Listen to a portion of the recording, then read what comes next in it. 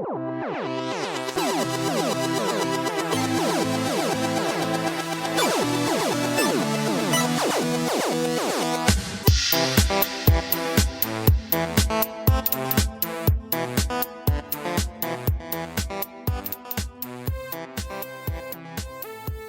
and welcome to the Page to Pixel podcast. I'm your host, Reid Joan, and I would like to invite you on a journey through the lore and narratives of various gaming franchises.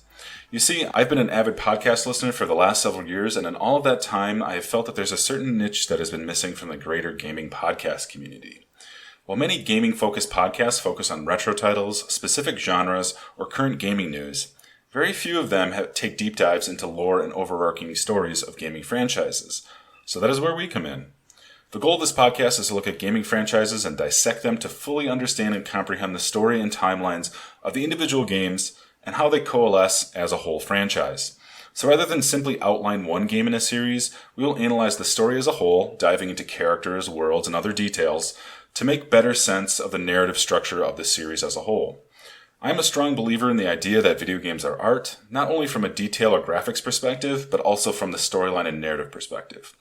So rather than looking solely on the jumps in graphical quality, creators of the franchises, or physical details, we at Page to Pixel want to focus more on how the narrative develops and grows over time. So I hope you come along with us as we jump into this new adventure. So along with me on this podcast adventure, I will be joined by my co-host, Jeremy Ruck, who would like to introduce himself at this time. Hello, as Reid said, my name is Jeremy. I just wanted to take a minute to kind of introduce myself, my background in gaming, and just talk about maybe just a little bit about how Reid and I know each other. So to start off, I've been gaming for almost my whole life. I remember running around my grandma and grandpa's house with the 9 other cousins playing Super NES and NES games together. And when Reid invited me to do this podcast, I was really excited because I kind of hopped around a lot as a kid between whether it was Super Nintendo, Nintendo 64, PlayStation, over to PC. And so there were a lot of titles where I missed, say, the first or second of a game series. And so I'm just really glad to have this opportunity to kind of put those narratives together and even put that back forth for anyone else that kind of went through that same experience. So thanks again for inviting me to do this, Reid. Oh, it's my pleasure. Yeah, I think what's interesting for my own life is that, like you and like a lot of people, I think of our generation, is that we grew up playing games kind of unknowing of everything that's out there at the time. I think there's still video recording of me and my siblings playing Super Mario on the original NES down in Memphis, in like 1993, I want to say. And I've been sort of doing some recollection, and I realized too that most of my life, I was playing games a generation or two before the current generation. Like when I was, in kindergarten, that's when the PlayStation was coming out, but I had no idea what that was. I was still playing the NES. I was playing the Sega Genesis. I think it's because of the adults in my life at the time had no real inclination of what sort of game, they weren't up on it. It was just like a leisurely activity for them. So for me, I've always kind of had a soft spot for nostalgic gaming, whether that's the 8, 16, 32, or 64-bit generations. It really wasn't until, I would say, the Xbox, PS2, GameCube era that I started becoming more up with the times, and I think a lot of that is because of magazines and the websites taking a lot of taking off and getting a really strong reader base. And it's just interesting looking back on, how I was in 1996, 1997 playing games from, the late 80s still, not knowing what's out there at the time. So I think that really inspired a lot of my interests, so to speak.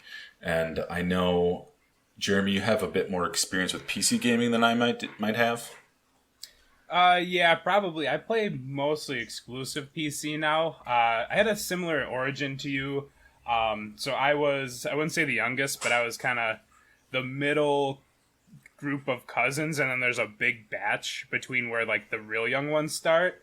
So I was a 90s kid, born in 1990, that grew up almost exclusively with influence from the 80s. So I didn't touch a modern console like the Nintendo 64 man, I was probably like 13, 14, like I was always behind as well. So I have some early memories of playing the NES when I was probably 5 or 6. So that'd be like 1995, probably just something my mom got at a garage sale for us, honestly.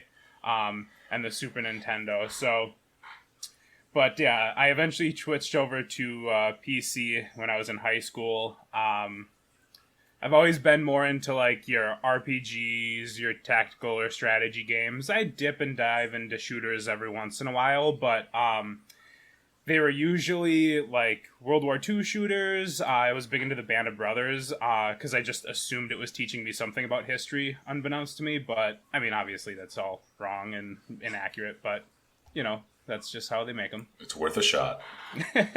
So, what would you say, Jeremy, that your top 3 gaming franchises are of all time? Well, I would say number 1 sits probably with the Elder Scrolls, just because it just came into PC gaming. Up until then, it was mostly platformers. I had a Nintendo 64, and still, it's like Mario and GoldenEye and stuff like that. And I really wasn't fully aware, like, quite to the extent that an RPG was.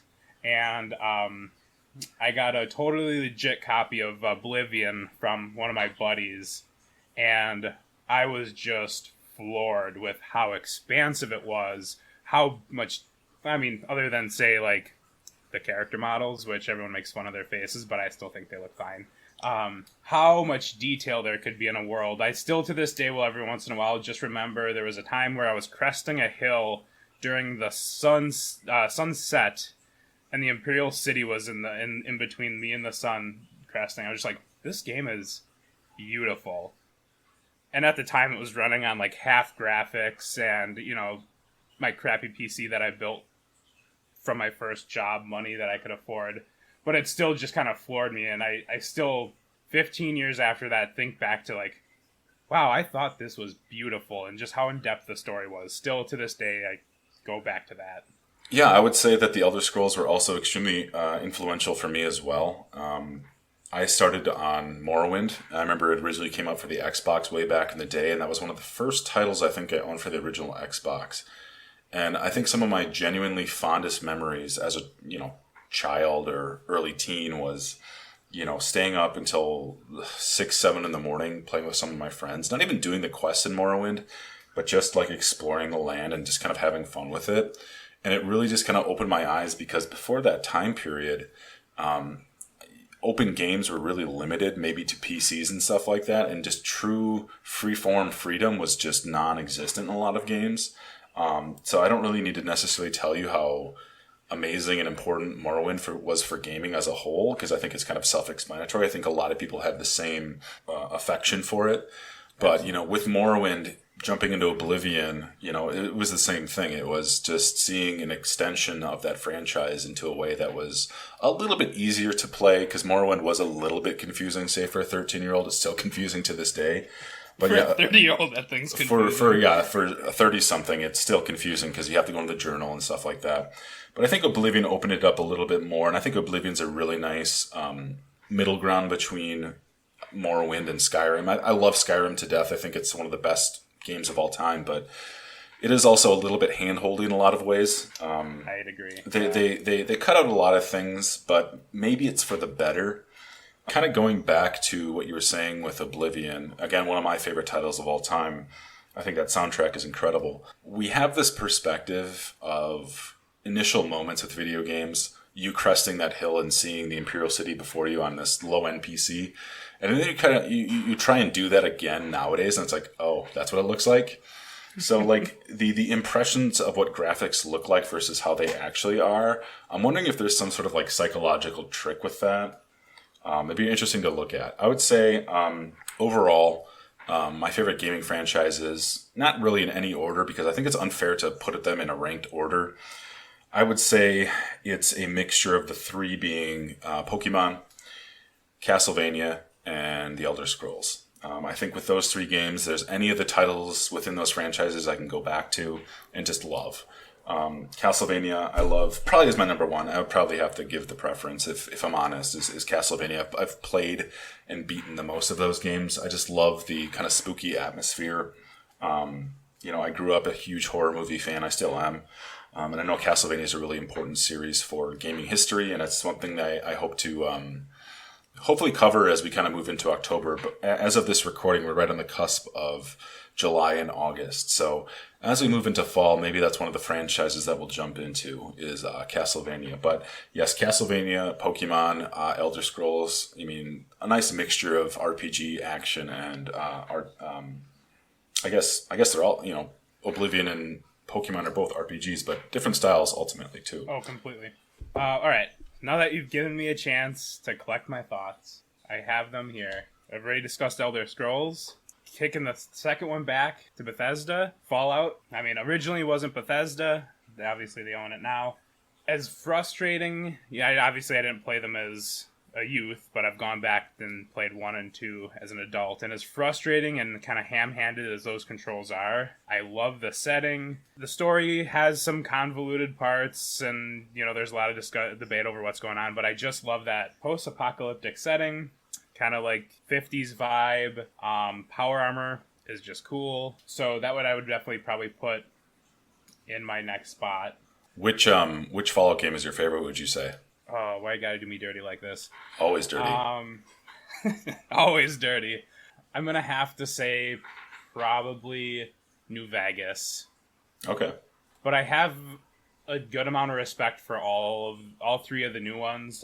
I would probably say 1 or 2 if I started with them first, but coming in at Fallout 3 and then realizing, 1 and 2 exist and going back and playing those.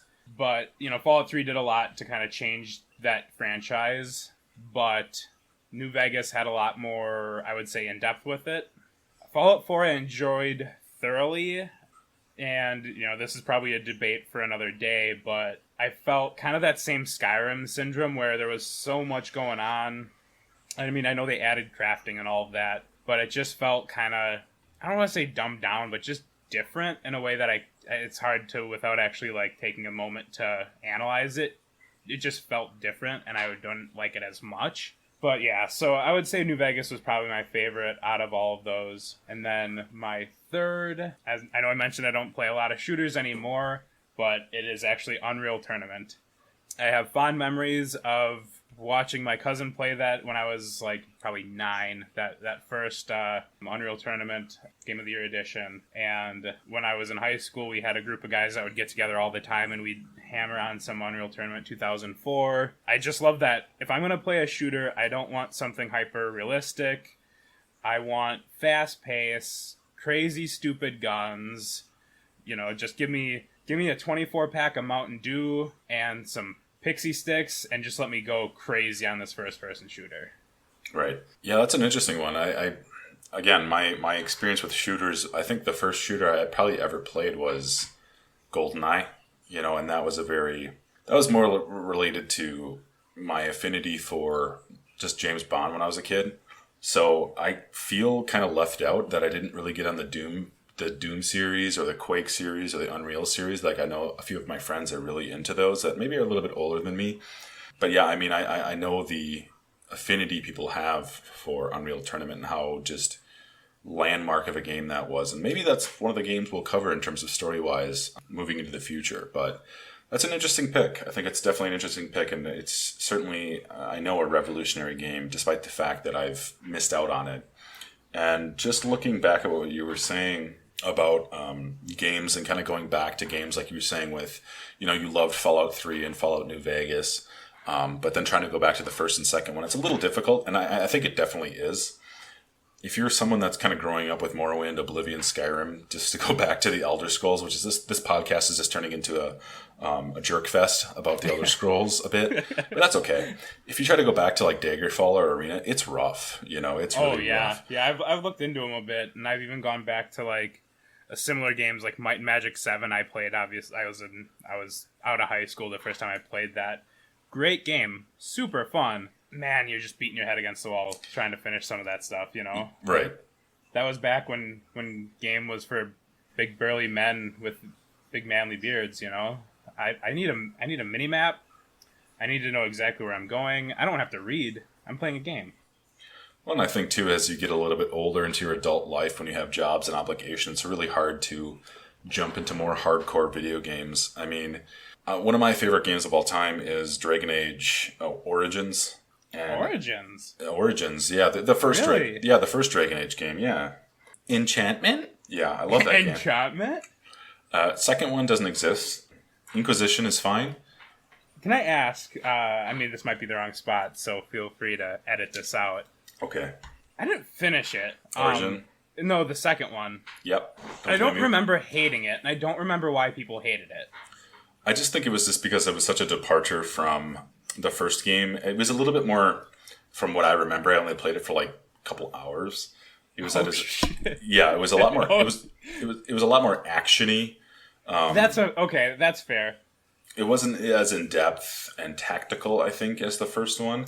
But looking back at your Fallout love, I see we're kind of my Fallout love. Fallout love. Don't reveal my dark secrets. I know. What's interesting about Fallout is I liked 3 and I liked New Vegas, but it never really dug its claws into me until Fallout 4. Okay. For the exact reasons that you don't like it as much is that it was a little bit watered down, and the crafting system I really liked, and I liked the setting of Boston. I thought that was Boston. Yeah, I was upset. Yeah, I just felt that like Fallout 3 was a little too muddy and a little too bleak for my liking at the time. But That's fair. Yeah, and Fallout New Vegas, I've started the game where you're in the room with like the bald doctor guy, and then I get to right outside the house, and then I save, and then I never play it again. So maybe I really need to go back and play Fallout New Vegas. But again, it's not. It might just not be for everyone. Like I understand, like especially 3 being bleak and dark. Personally, I like grimy, dark, no hope. That's just my jam. Yeah, I think just for listeners who's listening to this, this isn't what our whole podcast is going to be. This is our actual structured podcasts are going to be, like I said in the beginning, very narrative driven, very focused on what's going on in the story and just kind of reflecting on that. This is just kind of the intro episode where we're just kind of letting you guys know a little bit more about our histories with gaming and stuff like that. This isn't anything where you're just going to listen to us ramble on and on and on. We're going to have a little bit more structure for you as we move forward, but for the time being, if you're still listening, you're stuck with us. So that's that. Deal with it. What else do we want to cover in this first episode? How about some franchises we want to cover in this whole podcast? So what are some franchises that you're looking forward to in terms of breaking down the narrative, breaking down the story as a whole? All right. So obviously kind of the Blizzard tri-series, you've got your Warcraft, maybe steeping into World of Warcraft. I've got more familiarity with like core Warcraft, where maybe you'd bring up World of Warcraft, and I don't know how how big that is. Diablo, StarCraft. I've played all of those games, with the exception of I didn't play World of Warcraft heavily. So those would be something I'd definitely like to cover. I mean, just World of Warcraft by itself as a podcast, in terms of lore, that could be its own thing. That's one of the. We can maybe steer clear of MMOs. They kind of keep building and building and building just continuously, it seems like. Right. Yeah, I think with World of Warcraft, I mean, it's such an evolving thing. It's been around since 2004, and it's still going on. And it's kind of a touchy subject for people, because if you're not paying attention to gaming news, which we don't really cover on this podcast, is that Blizzard's going through some shit right now.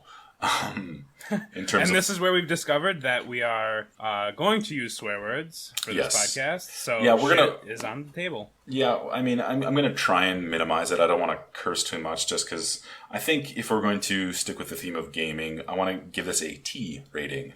T for teens. T for teens. Obviously, we're not going to be super vulgar or anything, but occasionally, yes, we're going to let out a few curse words.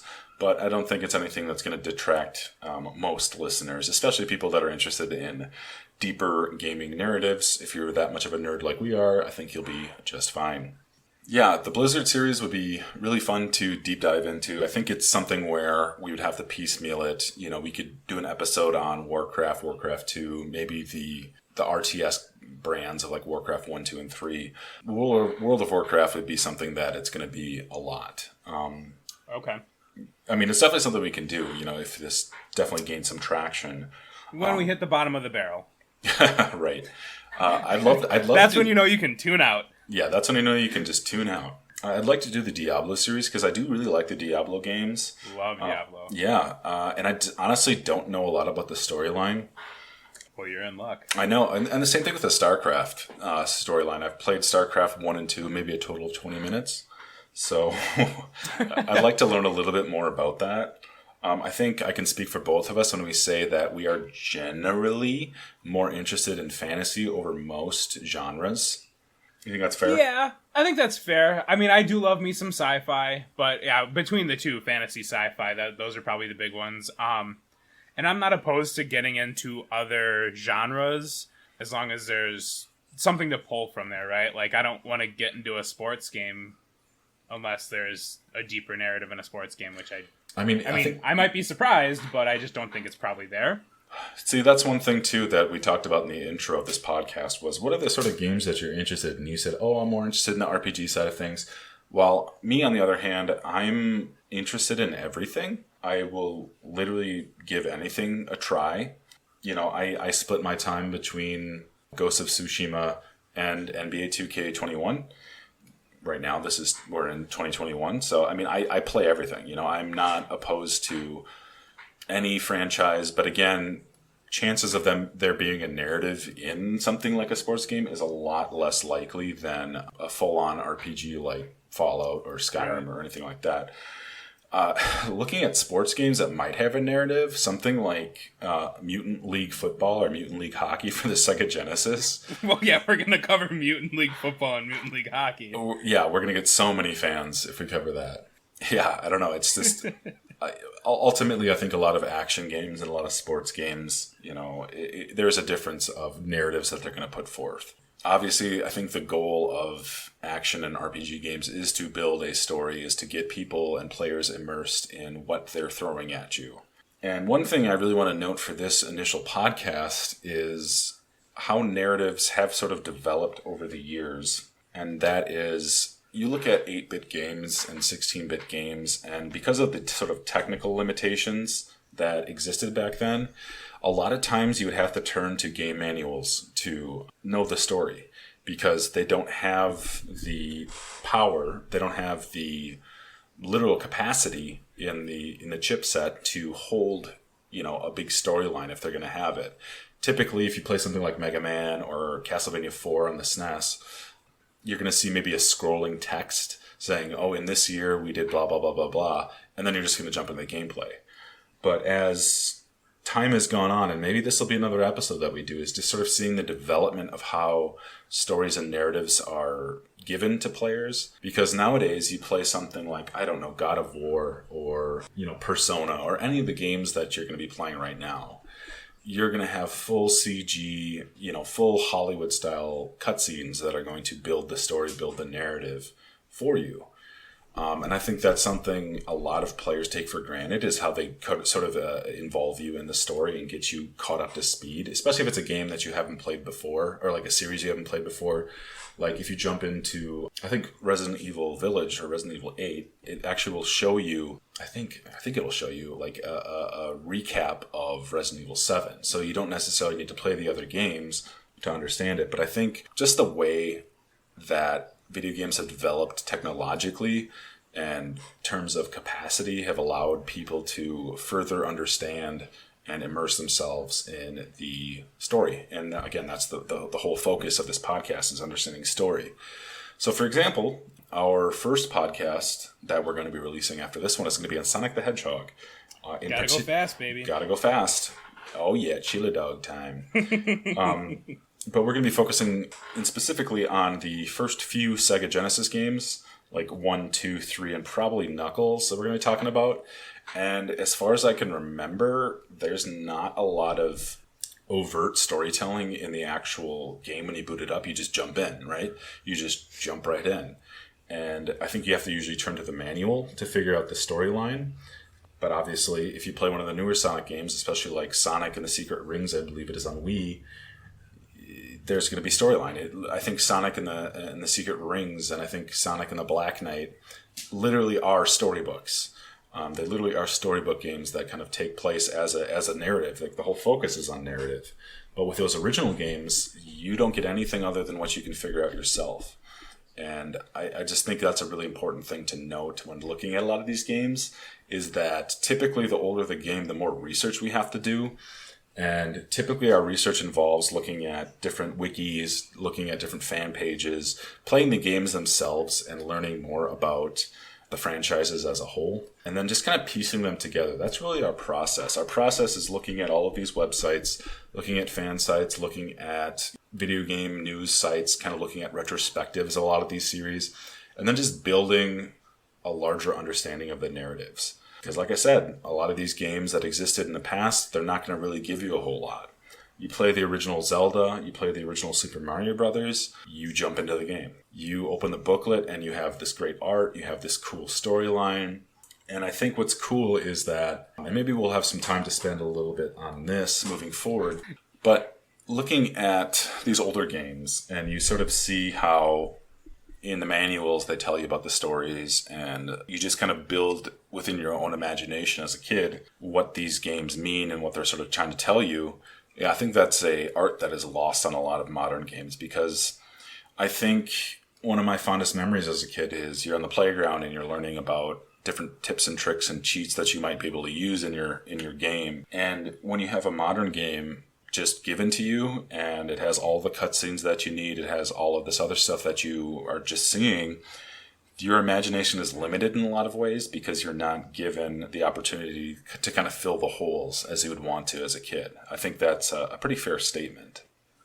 I would agree. There's a lot of, between just things kind of being directly given to you or through access of the internet where we just have any information we feel like looking up at our fingertips. There's no like older kid that knows all the tricks of Mortal Kombat and he's just going to wipe the floor with you because you can't make, Sub-Zero shoot ice out of his hands. And that's speaking from personal experience, and it's traumatizing. But at the same time, like, there's something magical about that, where if you didn't have the rule book like I did for Mortal Kombat, you just get the crap beat out of you.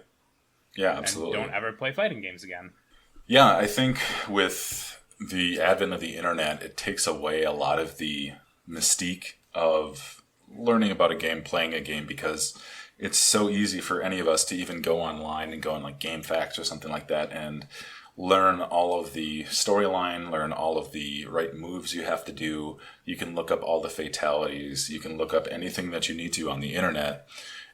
And it's obviously more accurate than something you would learn on the playground, but it does dampen the sort of imagination and sort of involvement I think the individual player needs to make when it comes to playing a game. And maybe that's just us being old fogies or whatever, but there's definitely something Quickly approaching boomer, but I think there is something.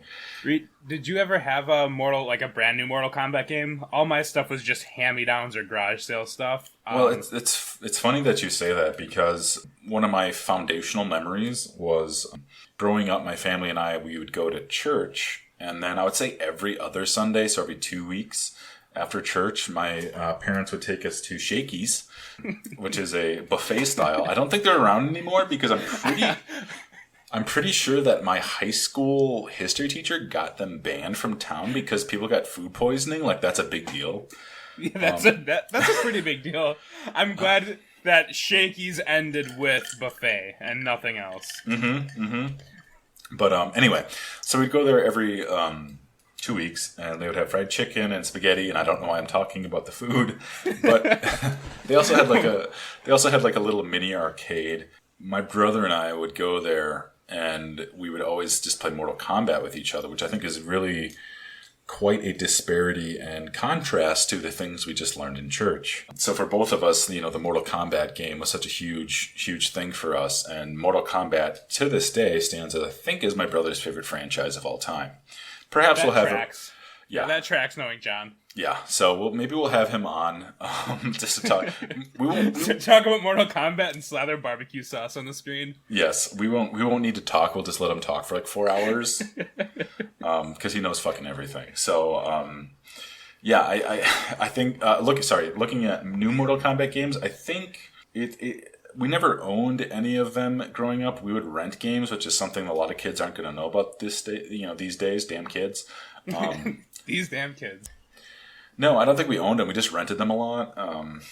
But, I think around, like I said, the Xbox, GameCube, PS2 era, that's when my brother and I started getting, teenage money, cutting lawns, man, and then being able to afford our own stuff. So, again, I think with the internet, as much of a blessing and a curse as it has been for everybody, I really think that it took away a lot of the mystique and immersion. Arcane knowledge that some kid 5 years older than you has, he's like some grand wizard to you. Yeah, exactly. And now it's just the internet. Yeah, you can no longer hear just BS rumors on the playground about how to unlock a certain mode in a game. You can already know all of the cheat codes and stuff like that. But in the same respect, though, to give the internet some credit, it does unite people in a lot of ways. I know a lot of people that have formed friendships over something like Halo Online or World of Warcraft and have become really good friends over it. I think obviously because of our love and affinity for gaming, we became friends because of that. I can't bash something that is connecting us right now even.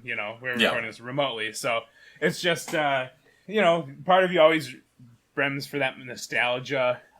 Yeah, I mean, it's great to see, such large communities of people coming together, and, the mod communities for certain games is really cool, and, how it unites people. But it's a double-edged sword, because you're going to have the positives, but you're also going to have the toxicity of Twitter, for example. And System of a Down too much. Yeah, I don't know. It's just, it's amazing to see the positivity and the negativity in a lot of regards, and it makes me more inclined to play single player games more often than not.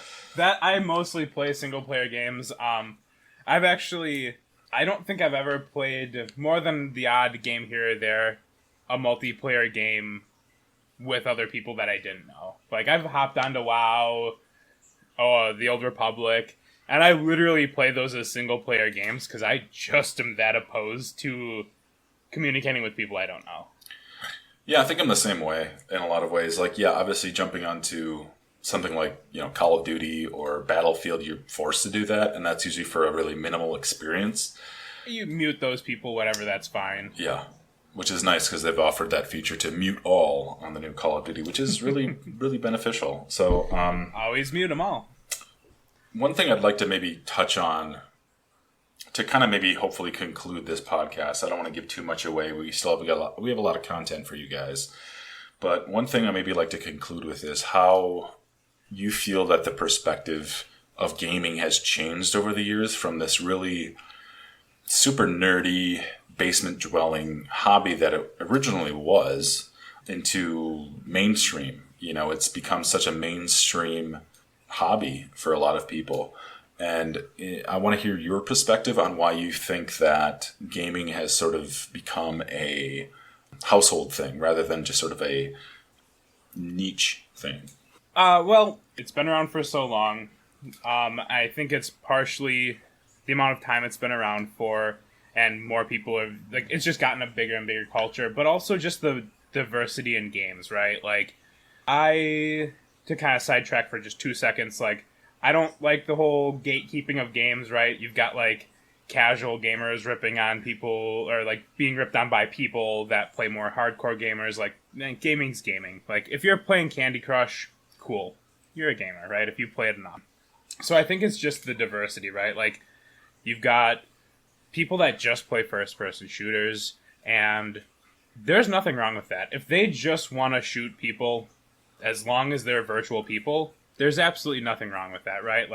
People like me and you who kind of seek more story-driven, in-depth, involved games, right? There's just kind of something for everyone. And obviously there's still people that don't like gaming at all, which, totally chill. It's not your jam, but I think it's just the amount of time it's been around, people are more exposed to it, and now there's so much more, right? If you look at some of those old games, you've got arcade-style games, you've got, your Paperboy, Galaga, whatever, and then fighting games, and most of the things in this nest were some sort of JRPG style, combat text-based fighting game, or a platformer. And none of those really appeal to anyone that just wants to, blow off some steam and shoot a bunch of demons like in Doom, right? And Doom comes out, you probably bring more people in through there, and now it's just more expansive. And I'm rambling, which is going to happen a lot in this podcast. So if you don't like it, no, start liking it. I guess I think you're hitting a lot of good points, but I think the question I'm looking for, and I'm going to answer it too, is like, at what point in gaming do you think that it went from the niche text-based RPG in the early 80s on your computer, or, niche RPGs or whatever? What point do you think it kind of became more So like at what mainstream? point in time? Yeah, like what games made it more mainstream? So I'm going to base this kind of solely off my experience, based on kind of like where we both worked in the past and where I saw people going and stuff. That Call of Duty 4 era. So Call of Duty 4 maybe, actually I think I give too much credit to Call of Duty 4. Halo, and then bleeding into Call of Duty kind of added more people on. And I think, as much as we bashed it earlier, it's because of the internet, right? Like, people play games now as a social thing, right? Like, you're hopping online, you're playing with your friends, you're on group chat with your friends. That's what I think makes it so much more appealing to the mass spectrum of people that aren't just like mega nerds. Because you're doing something maybe nerdy, but you're really just cracking a couple beers and BSing with your friends all night, right? Or Mountain Dew, let's be fair. Yeah, Mountain Dew. I drank a lot of Dew when I was a young boy. Oh yeah, we sure did. Yeah, I think the Halo era and the Call of Duty era, so like the mid-2000s, the early 2000s, definitely with the ubiquity of internet play and multiplayer online, I would really say too, you look at the origins of gaming as more of a novelty, like, how pinball was sort of seen. I know pinball was banned for a long time because it was like sort of gambling. And I know like a lot of original arcades that came out in the 70s and 80s were more or less an attractant for like drug dealers and stuff. Like going to an arcade in the 70s and 80s wasn't like a fun family thing. It was like gritty. You're in big cities. Get them kids. Yeah, no, you're in big cities, and there's really sketchy people. People are smoking in there. I think as time went on and as more home consoles were released, I know Atari 2600 back in the 70s was really popular. And then there's like the video game crash of the early 80s. And then Super Mario came around in 85, 84. And I think that started to sort of ease it out a little bit. Obviously, I think gamings were still sort of seen as like a nerdy thing, but I think Mario started to soften the blow a little bit. And I would definitely say the next jump from there was probably Tetris, because Tetris, I think, was just so universal that, moms and dads and aunts and uncles were playing that as well. And then beyond Tetris, a lot of the earlier franchises like Zelda and Metroid and Mario Brothers were evolving and taking off. And I really think it would have been probably the Pokemon games that really opened it up too. It became, I guess I breezed over those. I don't know a kid in my school that didn't play Pokemon in some variety. Right, and that, I could probably go and interview my parents on their perspectives on Pokemon and how it was such like a headache for them. But I think I got my Pokemon cards taken away today. Yeah, exactly. Or if you went to a Christian school like me, Pokemon and Harry Potter being outlawed.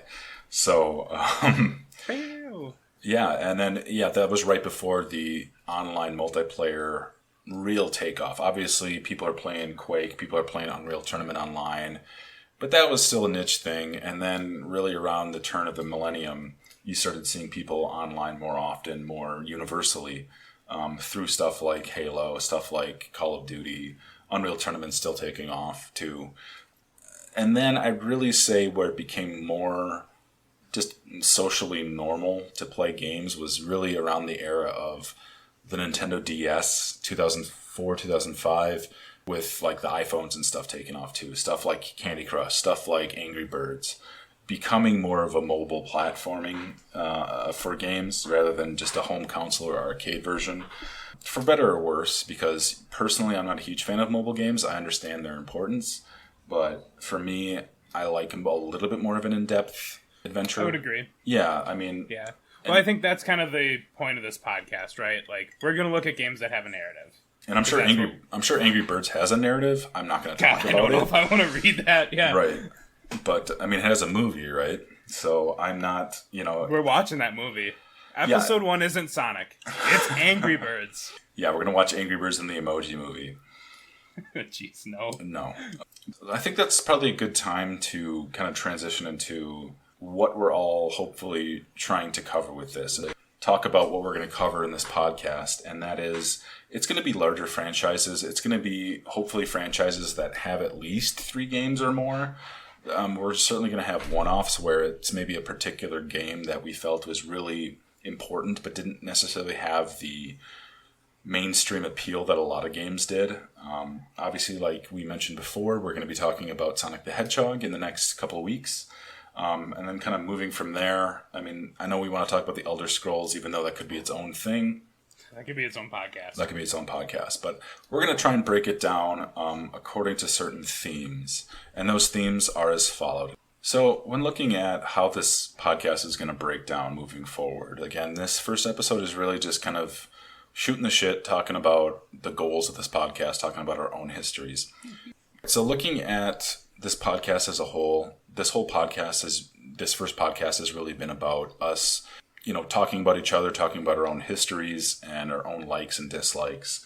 Letting you guys know a little bit more about the hosts, as it were. But when we get into actual episodes, it's going to be a bit more structured, like we mentioned. And when we're looking at franchises, when we're looking at certain, larger franchises that have several games in their lexicon, we're going to be looking at several key elements of those franchises. One being characters, so who are the main characters, who are the protagonists, the antagonists of that franchise. We're going to be looking at the plot and the lore, and I'm sure that's going to take up a lot of the time, because we can introduce, for example, Sonic the Hedgehog and Tails and Dr. Robotnik, but looking at the plot and the lore is going to be pretty much the bread and butter of a lot of our podcasts. We're also going to be looking at the themes, as in, what are the major themes that they're trying to get across, whether if it's explicit or implicit. We're going to talk about some of those larger aspects of themes and whatnot. And then finally, we're going to look at inspirations. So what sort of things inspired that franchise? What was Mass Effect inspired by? What was the Elder Scrolls inspired by? What was Sonic the Hedgehog inspired by? So we're going to look at different inspirations, as in, when these creators were coming together to make a game, what sort of things did they take from to build that franchise? So again, just to recap that, we're looking at the characters, the plot and the lore, themes, major themes, and generally the inspiration behind those franchises. Yeah, I think that pretty much sums it up. All right, so I think that really wraps things up. I appreciate you guys stopping by for this first, episode 0 of this podcast. Like I said before, we're not going to be really just ad-libbing it, so to speak. We're going to be really jumping into more of a structure in the following episodes, talking about those major points we're going to cover, like I just talked about. I'm really excited to have you guys along with this. I'm really excited to have Jeremy along with this. In addition to just me and Jeremy, we're going to have some guests along the way talking about certain franchises that they love. And I really hope you guys stick around and enjoy what we kind of produce for you guys. This is really just a passion project between me and Jeremy.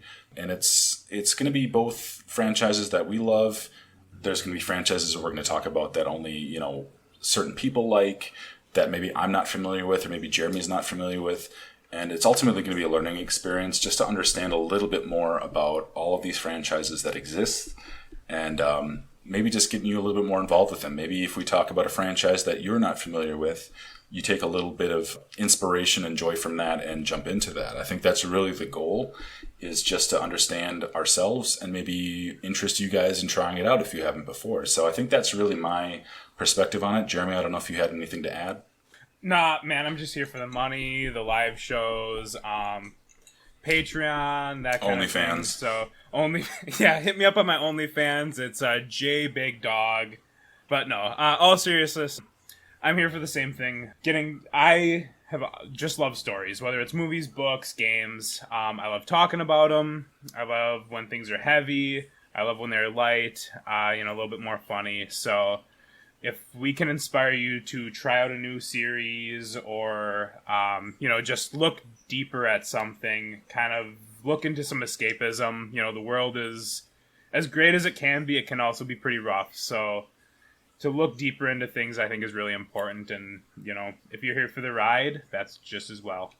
Yeah, we hope you all join us moving forward, and hopefully we can build a fan base where we're starting to get Lexuses and Lamborghinis and stuff like that. That's really the goal. We're not doing this authentically. We're doing this for the money.